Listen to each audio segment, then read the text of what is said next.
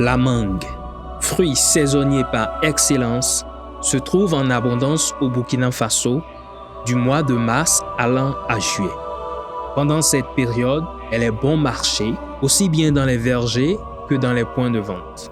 Étant un produit frais et périssable, elle ne se conserve pas longtemps. Il y a une surproduction, en tout cas dans les mois de mai, avril, mai, juin là. Et il y a dans les vergers et autres, ça pourrissait beaucoup. Il y avait des difficultés d'évacuation parce que on ne pouvait rien faire. La solution c'était d'amener vers les régions déficitaires, mais l'état des voies. On n'avait pas de route pour transporter. En plus de ça, l'état de maturité même de la mangue. Quand la mangue est trop mûre, vous ne pouvez pas la transporter sur de longues distances. Donc ça fait qu'il ne restait plus qu'une consommation sur place. Et puis beaucoup pourrissaient et puis voilà. Que faut-il donc faire de cette abondance? Comment minimiser les pertes et mieux valoriser ce fruit tant apprécié hors de nos frontières?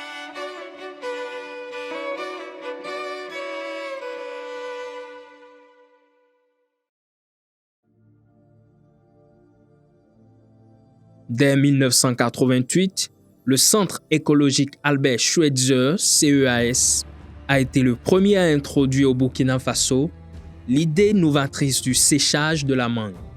Ces recherches, menées en partenariat avec l'Institut burkinabé d'énergie IBE, devenu aujourd'hui l'Institut de recherche en sciences appliquées et technologies IRSAT, ont permis de mettre au point le tout premier séchoir, ouvrant ainsi la voie à la valorisation de la filière mangue. Le CEAS étant une structure de recherche privée, depuis sa création a toujours collaboré avec l'IRSAT dans le domaine du développement des technologies, dans le domaine du développement des process, l'analyse des données et autres. L'IBE a installé pour le groupement NAM, qui est à Wayugia, 2 grands séchoirs pour le séchage des légumes. Alors, il se trouvait que le CEAS encadrait des artisans au sein du groupement NAM. Et c'est ainsi que le CEAS va découvrir le séchage. En 1988, ce sont les femmes qui font le séchage, qui ont demandé au CEAS que qu'est-ce qu'ils pouvaient sécher avec leur séchoir à partir du mois de mars, quand il n'y a plus de légumes, quoi. Parce que la saison des légumes est passée, mais les conditions étaient encore favorables pour faire du séchage. C'est ainsi que le directeur du CEAS a proposé la mangue. C'était la première fois qu'on séchait la mangue. Alors, ils ont fait un essai en 88, là, en séchant un peu. Et quand le CEAS donc, a amené cette idée de sécher la mangue, alors ça a eu un engouement parce que tout le monde a apprécié. C'est à cause du CEAS qu'aujourd'hui on parle de mangue séchée. Parce qu'ils sont les initiateurs. C'est eux, non seulement sur le plan technologique, ils ont accompagné le développement technologique pour accompagner le séchage, ils ont accompagné le développement commercial. La mangue séchée n'était pas véritablement consommée au Burkina Faso. Le Centre écologique Albert Schweitzer a ainsi ouvert une nouvelle ère depuis les années 1990, celle de la valorisation de la mangue à travers le séchage. Nous sommes rentrés dans le marché avec un produit naturel et certifié biologique parce qu'en 1994, on a réussi à faire le naturel. On a demandé la certification des vergers où nous prenons la mangue et la certification des unités du séchage qui étaient composées essentiellement de 5 ou 6 opérateurs qui formaient ce qu'on appelle le cercle des sécheurs. Donc on a fait ce travail-là qui a fait qu'il n'y avait pas quelqu'un d'autre qui présentait en son temps sur le marché la mangue séchée biologique. Les autres pays, certes, ils ont de la mangue séchée, ils sont même en avance sur nous, mais ils présentaient des mangues conventionnelles ou des mangues sucrées, c'est-à-dire qu'ils trempent les tranches dans du sucre pour créer ce qu'on appelle une déshydratation osmotique. Dans le cadre du séchage, dans les exigences des clients, il fallait joindre des certificats d'analyse des produits. Et là, nous avons bénéficié de l'accompagnement de l'IRSAT à travers son département de technologie alimentaire, à travers le laboratoire qui nous a fait des tarifs préférentiels. En plus de cette volonté de limiter les pertes post-récolte, une autre dimension s'imposait, Il s'agissait d'une opportunité commerciale de la mangue séchée, née en Suisse, qui venait d'ouvrir la voie vers un marché équitable et durable. Le CAS développait déjà des activités de séchage et de transformation auprès de ses partenaires au Burkina Faso. Partenaires qui sont donc des organisations féminines de développement. Et par la suite, le CAS a pu avoir des opportunités commerciales dans le marché fair trade, ce qu'on appelle le marché commerce équitable en Suisse. C'est là que le CAS a vu que la mangue séchée pouvait être un débouché à long terme et a essayé de reprendre cela en charge. Les exigences de ses clients étaient telles qu'il fallait développer un paquet d'accompagnement des acteurs de la filière, c'est-à-dire des producteurs d'une part et d'autre part des promoteurs des unités de séchage et leur personnel. Et nous avons dû organiser les producteurs de mangue en groupement et renforcer leurs capacités, ce qu'ils puissent du moins donner de mangue d'excellente qualité aux unités de séchage. Nous les avons organisés dans 3 localités. Vous avez Toussiana, qui est le premier fief, et le deuxième, vous avez Mondon, Orodara et Kotoura. Par ailleurs, au-delà des formations, nous leur avons doté de matériel de production et de transport. Il fallait leur donner des fosses de compostage afin qu'elles puissent du moins produire du compost pour leurs vergers. Et d'autre part, nous avions un agent terrain que nous avons mis pour qu'il puisse suivre les vergers et accompagner les producteurs dans l'organisation de la cueillette et l'approvisionnement justement des unités de transformation. Pour ce qui est des unités de séchage, là également, chaque année, chaque début de campagne, on les invitait à une formation de recyclage. Le CAS a appuyé les unités de séchage, les promoteurs, à s'organiser et à constituer des GIE. Ainsi donc, en 1993, on a mis en place les GIE qu'on appelait les cercles des sécheurs. Et par la suite, on en a fait également pour un deuxième GIE, le GIE NAFA.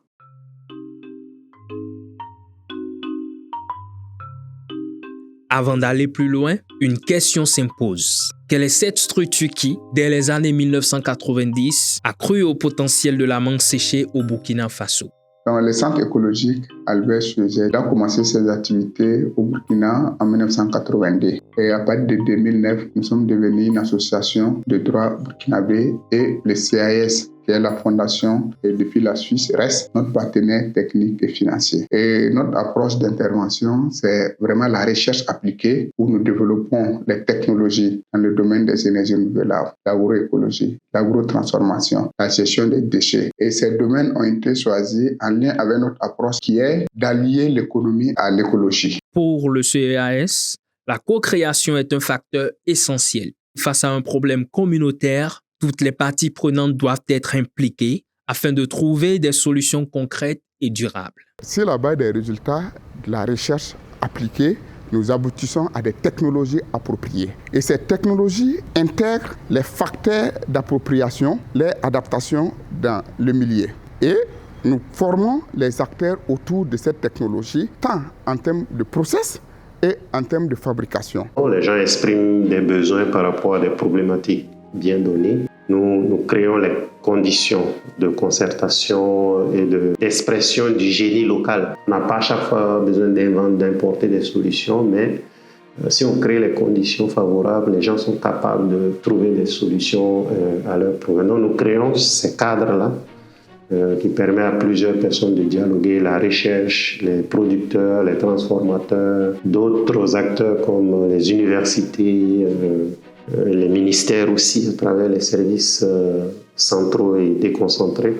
Donc nous créons en tout cas ces conditions de co-création.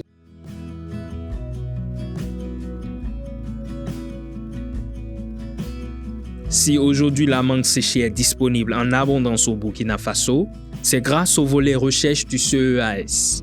De l'émergence des idées de conception de séchoirs jusqu'à la mise en place du séchoir à Testa, ce processus a permis de développer des équipements adaptés aux besoins des agrotransformateurs pour la valorisation de la mangue au Burkina Faso et au-delà. Et c'est l'effet du soleil et de l'air qui faisait que les mangues séchaient.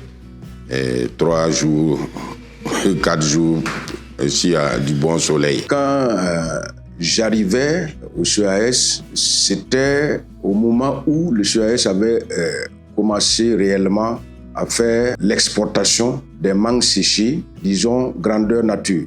c'est-à-dire commencer à envoyer les tout premiers conteneurs, les conteneurs en Suisse. Donc, il y a eu des problèmes. Le conteneur étant arrivé, il y avait des problèmes d'infection et tout. Donc, on avait demandé à ce qu'il y ait un travail de diagnostic pour situer les problèmes, les causes des problèmes. Donc, avec l'harmattan, certainement, les produits ont été contaminés avec l'entrée de l'air qui rentrait avec un peu de poussière et puis des larves de mouches. Il fallait essayer d'améliorer les séchoirs pour faire tout le travail en vase clos pour éviter la contamination de la poussière et des mouches. Et c'est là que nous avons, avec les autres collègues, réfléchi sur le séchoir Attesta. L'aventure des séchoirs Attesta a vu le jour à Waiguya au sein du groupement NAM, devenu aujourd'hui Basse Néré, où des pionnières, déjà expertes dans le séchage de légumes, ont eu le courage d'expérimenter la mangue et de poser les premiers jalons de cette filière. À notre niveau, il y avait plein de mangues moins chères. Donc, la première année, on a fait une petite quantité avec le CAS. À partir de l'expérience réussie à Waiguya, d'autres localités se sont intéressées au séchage de la mangue, particulièrement les zones bien desservies en verger, notamment à l'ouest du pays. C'est ainsi qu'à Toussiana, Bérégadougou, Orodara, Bobo-Dioulasso, Bamfora et Niangoloko, de grandes unités ont vu le jour grâce à l'implication du CEAS, dynamisant encore plus la filière mangue à l'échelle nationale. Ici, nous sommes à Orodara, à l'unité de transformation Eben Fruits, promue par Paul Ouedraogo. Lorsque le CAS a mis l'outil en place, ils ont appuyé un certain nombre d'acteurs pour installer les unités. Donc, je fais partie de cette première vague. Cette première vague, c'est l'entreprise Kwalba à Ouaga, c'est l'entreprise du groupement à Waiguya, c'est Sokabe à Bérégadougou, et puis la COPAC, dont j'étais le directeur à l'époque, à Orodara ici. Donc, la nôtre a été installée en 1994, avril 1994 exactement. C'est avec l'aide du CAS, non seulement qui a continuellement amélioré l'outil, mais aussi qui a assuré la commercialisation parce qu'il faut vendre. Et les Burkinabés ne sont pas habitués à manger de la mangue séchée. Or, l'extérieur en demandait. Et par cette voie, le CAS a assuré la commercialisation à travers un homme que nous devons reconnaître le mérite, le pasteur Pascal Dipuri, qui était le premier, je crois, directeur du CAS. C'est en fait lui qui est le papa du séchage au Burkina Faso. Lors des premières phases de la vulgarisation des techniques de séchage de la mangue au Burkina Faso, le séchoir Attesta s'était imposé comme l'équipement le plus utilisé. Depuis 1988, les chercheurs du CEAS ont poursuivi les travaux pour améliorer le séchoir Attesta. Le séchoir Attesta, qui était au départ en banco, et avec c'est la seule cheminée qui était en métallique. Et on faisait le souffrage, c'est-à-dire pour sécher, il fallait d'abord construire un souffroir. On introduisait les produits dedans, dans le souffroir, avec de la fleur.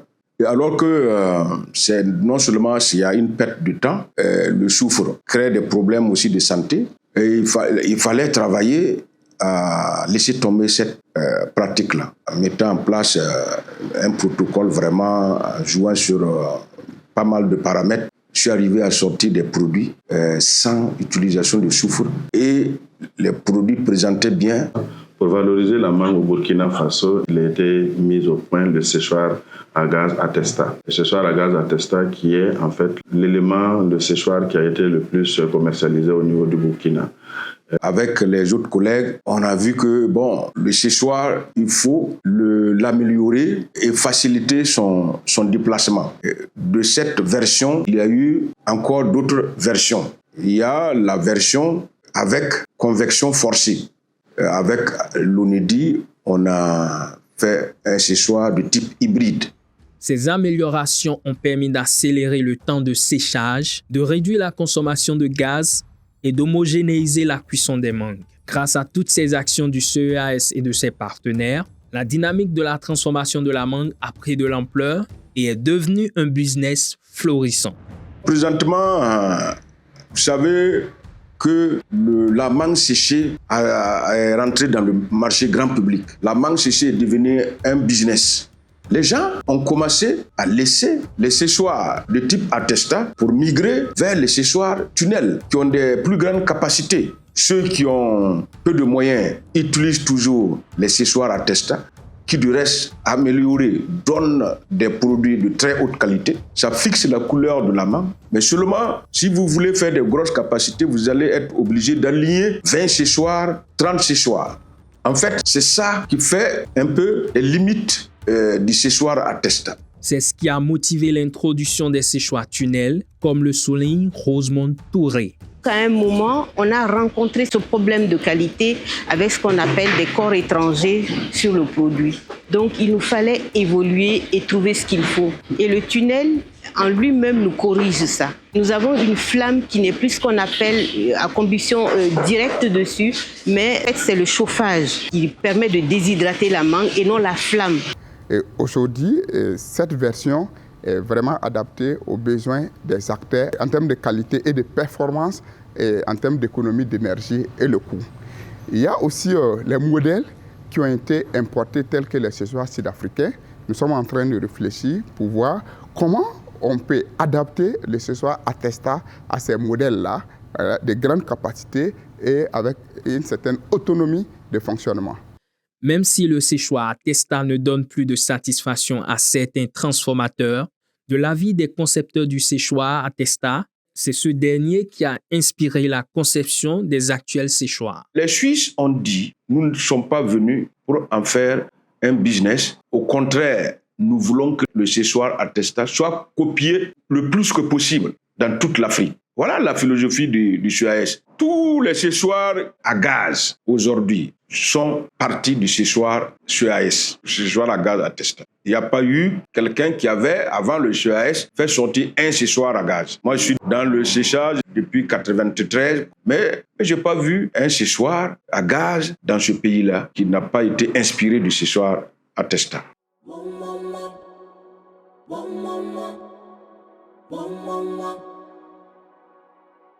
Pour Paul Ouedraogo, la filière mangue aujourd'hui prometteuse repose avant tout sur le séchage qui constitue le moteur principal de son développement. Disons que la filière mangue en général est à un niveau élevé à l'heure actuelle. Si on compare les années 80, 90 à 2024, 2025, on peut dire qu'il y a eu un développement tant dans la production, dans la transformation que dans la commercialisation. Donc, sur cette base, on peut dire qu'il y a une amélioration constante, surtout avec le volet séchage qui englobe, sinon qui consomme toute une grande partie de la production nationale. Les gens pensent aux grandes unités industrielles qui sont installées, mais c'est le séchage qui est à la base du développement, je dirais, phénoménal de la mangue au niveau national. Le deuxième élément, c'est le CDS comme premier exportateur de la mangue séchée, qui est parti aussi du CEAS.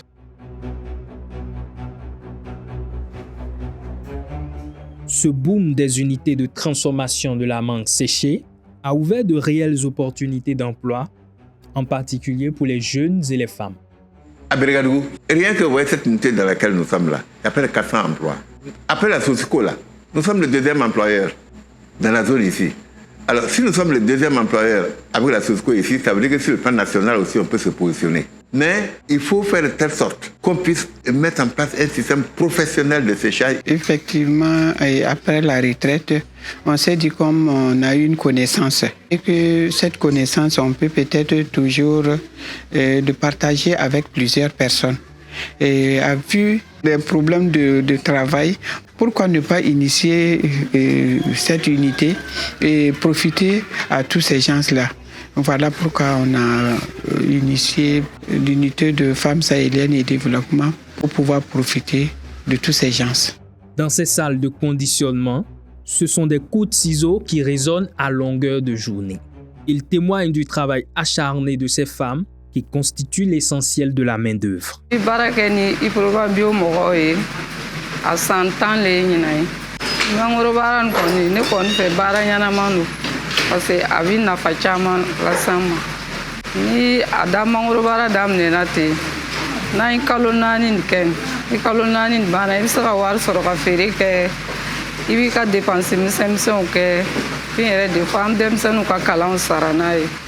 Nana fana jangora baran fana cham fakadi ama gbelayati fana me bibi na koni cham na fabi sorobi parce que misira ka koke nyere. Employé dans une unité de transformation à Toussiana, Ahmed Ouattara est chef de production. Passionné par la transformation de la mangue, il veille avec rigueur à la qualité des produits issus de l'unité. La qualité de notre produit, premièrement, ça vient de la matière première au dehors, le mûrissement. Si le mûrissement est bien fait juste, c'est pas trop mûr, alors ça rentre au niveau des traitements. Après le traitement, nous veillons sur au niveau des séchages. Les permutateurs, s'ils font bien leur travail, maintenant la qualité, ça rentre au niveau du conditionnement.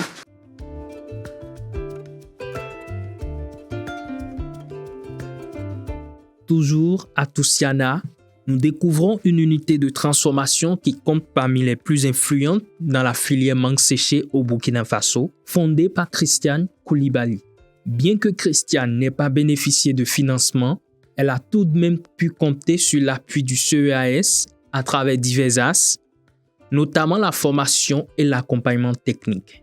Cet appui a permis de surmonter plusieurs difficultés pour s'imposer sur le marché international. Je suis venu au moment où les financements étaient finis, donc j'ai appris à voler de mes propres ailes et aujourd'hui je suis fier de dire ça parce que tous ceux qui ont eu les financements là ne me dépassent pas aujourd'hui. Les artisans qui ont été formés par CAS, c'est eux qui fabriquaient les attestats là pour nous. Donc je ne peux pas dire que je n'ai pas profité puisque j'ai eu l'équipement, j'ai eu la formation et chaque année il y avait des recyclages. Ils nous ont préparé aussi à la certification, comment il faut mettre l'unité en place pour pouvoir aller à la certification. Depuis la mise en place des séchoirs, les formations et l'accompagnement des transformateurs, d'énormes efforts ont été consentis. Mais l'attention ne s'arrête pas là. Des actions ont également été menées pour soutenir les promoteurs de vergers dans le but de garantir une matière première saine, une base fondamentale d'un produit de qualité et à investir sans crainte. Ni entrana na ba fe aba flele gane ko mongro furo aba ne fison yi akela me fison dondo c'était pour ka mongro faga boy mongro sumbe de aba mo kata bang mo ko sina fue so ko den kile mo ta ta ko clientèle olu le nana ne client ye olu folo le na ka mongro nyi ka ta wa ka ta ja alors c'est nana kana fen chama yirana on a ni mona yaka dam on a ni pompe on be furo pompe on a ni wotroe on be monguruta on a ni hakliye on be ani dinga so ko furo kono on be nogodo ni ka yiri mi fonga tala e composta kata do ala ko formation tamadama monguru bo chiko ana abo wakati o ko be kan. À un moment dans les années 80-85, quand il rentre à Toussiana ici, on ne peut même pas marcher dans les vergers. C'était vraiment la mangue tombée pouillée comme ça. Même les animaux n'aimaient même pas avoir la mangue. Donc, mais avant l'arrivée de ces nouveaux produits de CAS, les gens se sont lancés à la transformation, donc qui a fait que les producteurs se sont encore lancés et relancés encore la production de mangue. Aujourd'hui, à Toussiana, grâce au CAS, nous les producteurs, on vit de la mangue. Les parties prenantes de cette initiative de valorisation de la mangue au Burkina Faso se disent être fières. Elle a fait tache d'huile dans tout le secteur de l'agrotransformation. Tout ce qui est, en tout cas, technologie appropriée que le CAS a développé, on a les relais pour faire la vulgarisation au niveau de l'Ouest Burkina. Moi, je suis très fier de tout ce que j'ai appris avec le CAS. Et sur le plan global des chiffres d'affaires, en termes de mangue fraîche et mangue séchée, le Burkina a fait plus de 20 milliards de chiffres d'affaires. Et la mangue séchée occupe 70% des activités de la mangue.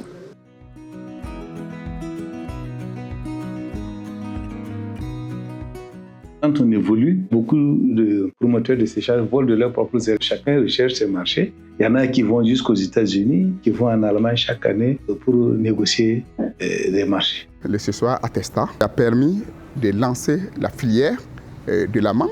Aujourd'hui, le CAS compte vraiment adopter cette approche, ce modèle de création d'emplois, ce modèle de transformation de nos matières premières, ce modèle de développement des unités économiques, fait une mise en échelle de toutes les technologies que le CAS a développées et avec aussi les autres centres de recherche qui sont rattachés au CNRST et les innovateurs privés et toutes les organisations qui existent.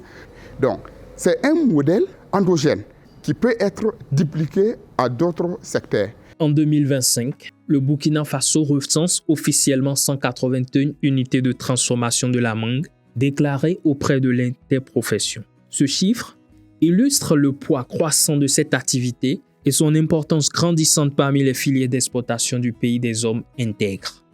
Une telle dynamique exige une vigilance renforcée et un engagement accru des autorités afin de permettre à la filière de s'imposer pleinement à l'international sur les bases solides déjà posées par le CEAS. Le secteur a beaucoup évolué, mais la barrière technologie existe toujours. La technologie Attesta, elle est la mieux adaptée. Au niveau de l'environnement, nous avons des artisans qui maîtrisent déjà la fabrication. Les utilisateurs maîtrisent déjà le principe de fonctionnement. Et on peut vraiment adapter cette technologie aux technologies industrielles, mais avec un développement d'ingénierie localement fait au niveau du Burkina. Et ça va être une chaîne de valeur et une plus-value. Et là, ça va demander l'engagement de tout le monde, le gouvernement, la régulation et les acteurs de la recherche. En perspective, le CAS compte lancer un centre de développement de compétences techniques et d'entrepreneuriat des jeunes. Ce centre aura pour objectif de former